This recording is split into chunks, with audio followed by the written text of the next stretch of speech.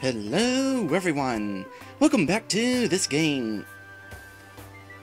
When we last left off, we were working towards giving Judy, the Smeargle, a fun selection of moves to learn. Before we go out and do another one, I just remembered I wanted to check on something. What was it called? Let's see here. Friend bow. Do I have a friend bow? Yeah, I already have a friend bow. When this item is equipped, Pokemon you battle will be more likely to join you. It's also said that shiny Pokemon will want to join you too. It's only effective when the leader equips it though. Gotcha. Well, like I said, I'm not really that interested in recruiting shiny Pokemon. So, I'm probably not actually going to use it. But, now we know. Okay, so let's go ahead and do another easy quest. We are heading back to... where was it that we decided? Great Canyon. 12 floors, bringing Marowak, well that's me, Luigi, and Judy.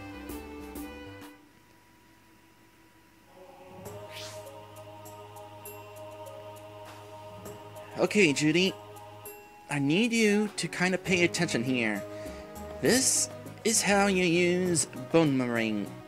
It's not gonna work, but for the sake of practicing, here's how you use it.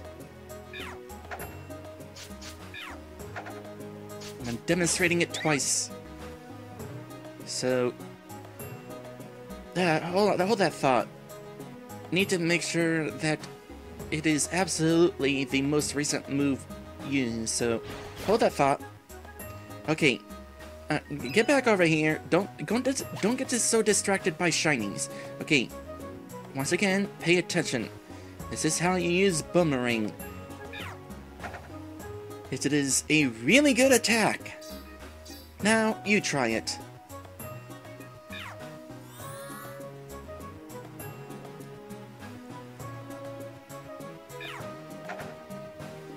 There you go. I have no idea where you get that bone, by the way. So there's 2 quests to perform here. Pretty simple quests. And also a simple dungeon.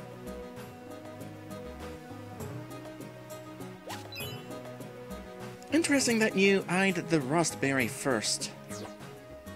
I guess in the eyes of Luigi, food is a little more important than money. But then, in this world, buying food is probably not as necessary as it is in the real world. Since you can just find it everywhere. I mean, look at that. Just lying out there on the ground. It's not even a tree that it could have fallen from, it's just there. Granted, going to these dungeons to get food is kind of dangerous, but... you know, if you're at a higher enough level, you don't really have to worry. You could probably solo these dungeons.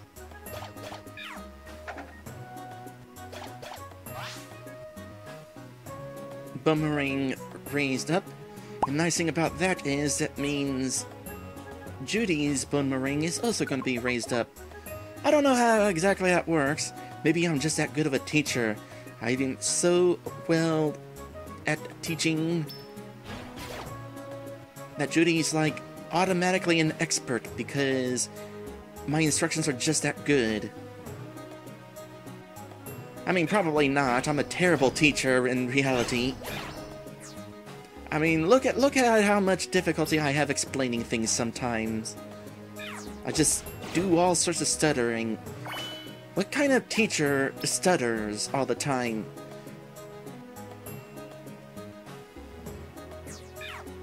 Like, Porky Pig would be a terrible teacher.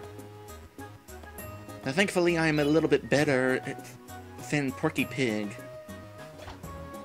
Like I said, Porky Pig would definitely be a fun teacher. Just not necessarily a good one.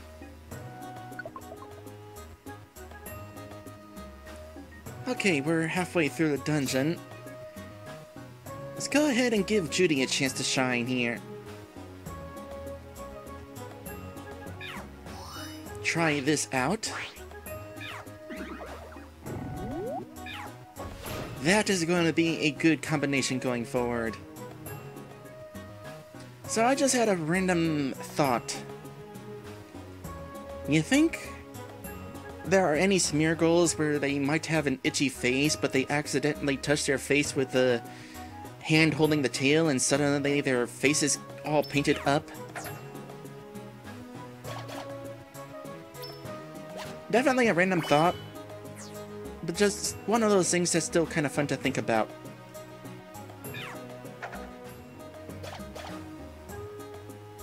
Kiba is asking, do they have infinite paint? I mean, realistically speaking, probably not. But Pokemon are hardly realistic.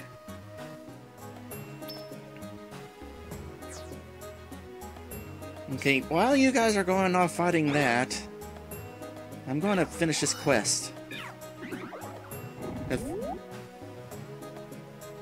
Well, learn something new. Willing to use Follow Me for the sake of using hypnosis. And suddenly, dungeon over. The part of me that was hoping that we would say hello to Xatu.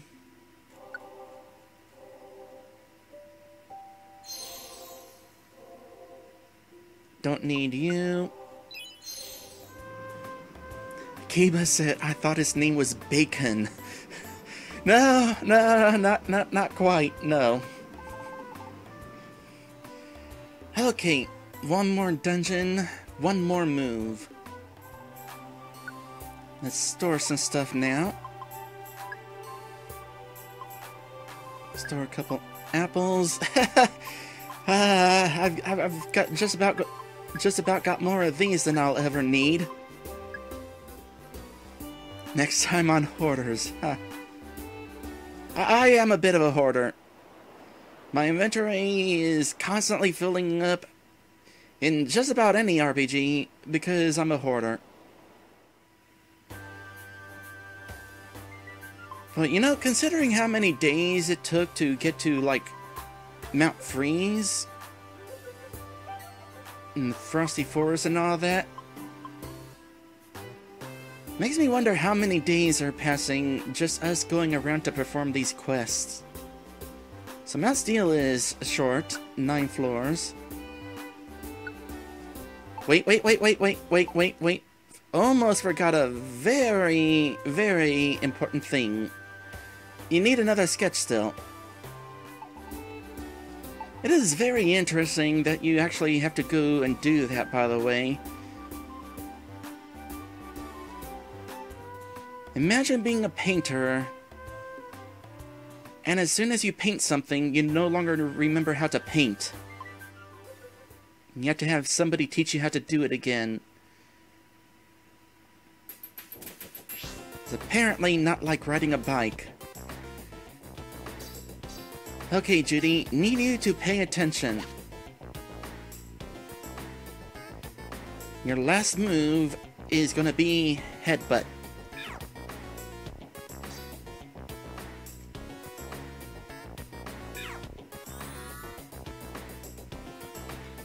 So, follow me in Hypnosis, and then follow that up with a whole bunch of headbutts for that flinch chance. Akiba says, forgetting rest gives insomnia. I would not wish that on anybody. Almost tempting to use an escape orb. Came here and did the most important thing, but might as well perform the quest as well. Heck, might as well just go through all 9 floors. It's a short dungeon. Chalkio says, I wonder if its tail is only dipped in paint, or it has some kind of organ that produces it. Are you set to use all of those attacks? No. Fix that. While we're at it. Nah, not as important. Some kind of organ. Kiba says, or made from berries. It's entirely possible that it would be berries. Who really knows, though? It's just one of those things that's just kind of all mysterious about this strange world of superpowered monsters. Kiba says, blood paint. Probably not that. Although this is a family-friendly game, and in those kind of games, blood is usually green for some reason. Still, though, I highly doubt that Smeargles have green blood. Maddie says the deck says it's something that they produce. You know, that's one thing that I kind of miss about miss in this game is the Pokédex. It was interesting learning about the Pokemon that joined your team.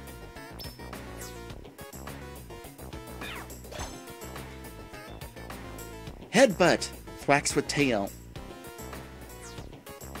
It would have been really cool if there was something akin to the Pokédex in this game, though. Help you learn more about the world you now find yourself in. Flesh it out.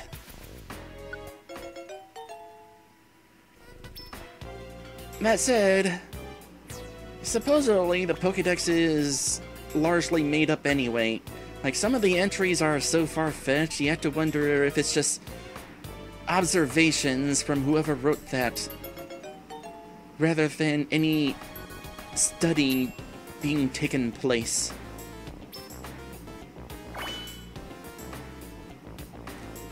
Like if some of it is based on lore rather than facts.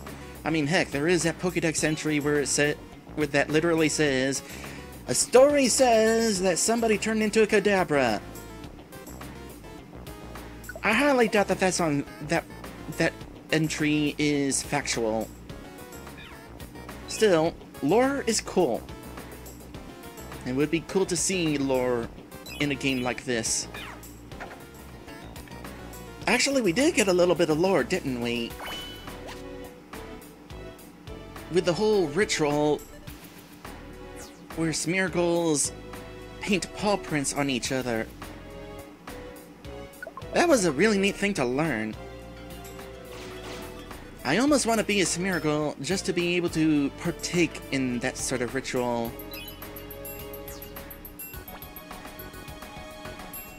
It sounds like it helps that sort of society seem more fleshed out.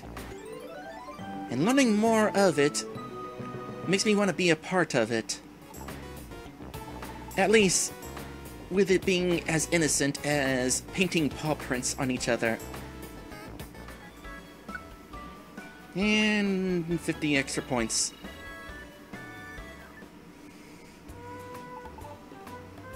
Getting there. Maybe next I'll consider going to a tougher dungeon and getting those last few risky team points I need. For now, though, Judy has her complete moveset.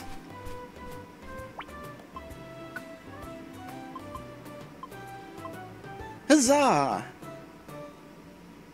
So follow me and Hypnosis, great combination, allows us to kind of mostly surround an opponent to beat the crap out of them, and also is useful for those of us who would be out of long range attacks whenever that might happen, and Hypnosis so that those Pokemon aren't as likely to immediately retaliate. Boomerang for a really long range attack, Boomerang is a really good attack, and Headbutt for flinch chance. Okay, well, before I do anything else, decide on any quests or anything, I do want to give Judy a couple levels, perhaps. At the very least one. How much to level up again? We could probably get you that one level with a ticket thing. The bronze ticket. So let's go ahead and do that real quick.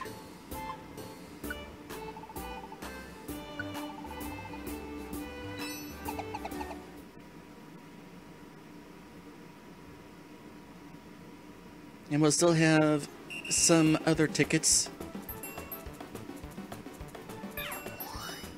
I don't know if this is the fastest method to get you up close to do some attacking. Yeah, probably wasn't the fastest choice.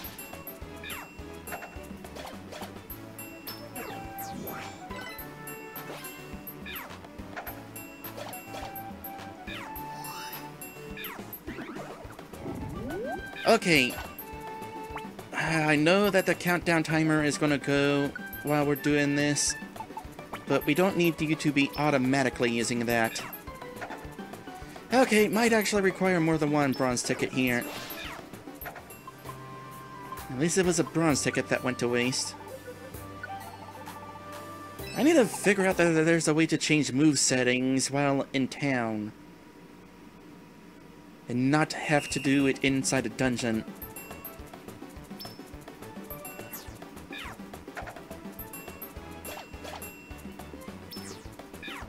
Ooh, this'll be good. Especially with a double attack, ensures that they are definitely going down. And that probably is going to allow you to get that necessary level up.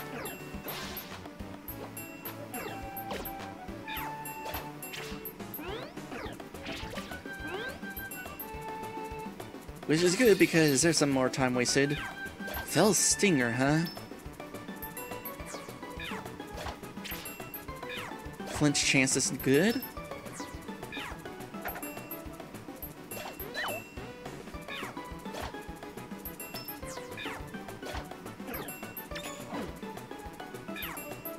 And that'll be that. Level up.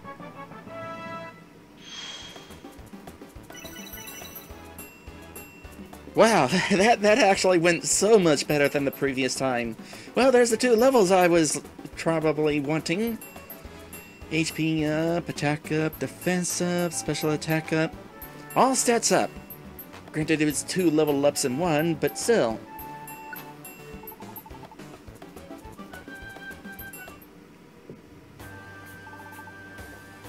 $47 should be a good level for you. I'll use the remaining dojo tickets on somebody else. Who I will use them on, I have no idea. It's kind of a tough choice. It does occur to me that some Pokemon level up slower than others, so the fish is slowly gaining levels, and I noticed that Pinky's also kind of falling behind a little. But you got some good stats, so that kind of makes up for it. In the meantime, this team is kind of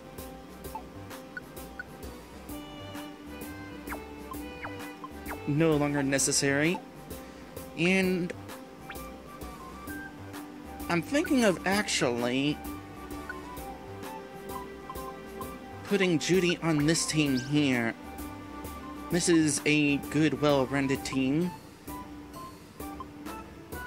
Would be able to handle some water dungeons, electric attacks, grass attacks.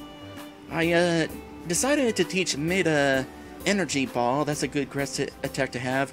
Also swapped out Defog for Air Slash so that you have a stab flying attack.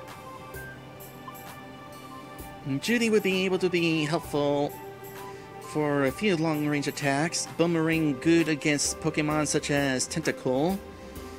Headbutt for that flinch chance. And Follow Me is going to be useful for whenever these two need to be using those short-range attacks, like I was saying. And I decided for my team to go ahead and actually bring along CC. I mean, it's Team TF. Would totally make sense to have a Ditto part of the primary team. It was a bit of an issue having CC on the team copying Catfish, because Catfish didn't have any long-range attacks. So I went ahead and gave Catfish Water Pulse, so that when CC does turn into Catfish, well, there's an attack. Long-range attack, so that I'm not doing all the work. And Water Pulse is, of course, a really good attack. And of course, Team Being is still best team. And this team is good for fire dungeons, of which there are more than one. If we need to come up with some other team, I can do that later.